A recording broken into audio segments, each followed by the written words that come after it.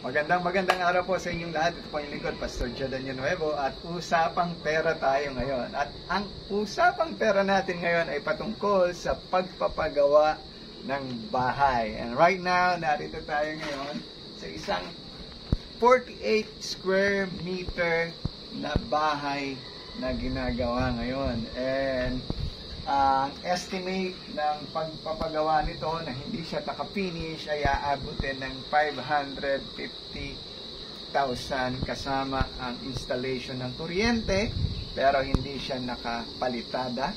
Walang anumang finishing touches na ilalagay dito.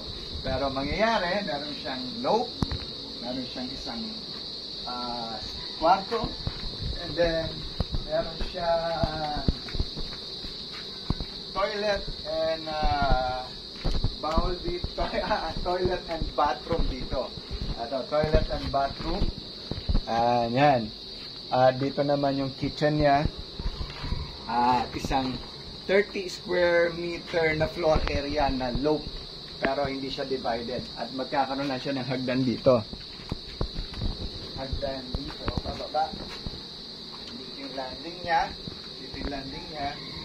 At all in all, base dun sa expenses ng may-ari, ay aabot na siya ng 550,000 kasama ang labor.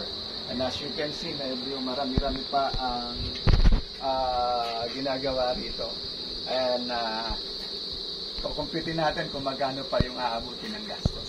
In our next video, ating tunghayan magkano nga ba ang aabutin ng gastos upang matirahan na ang 48 square meter na bahay na ito.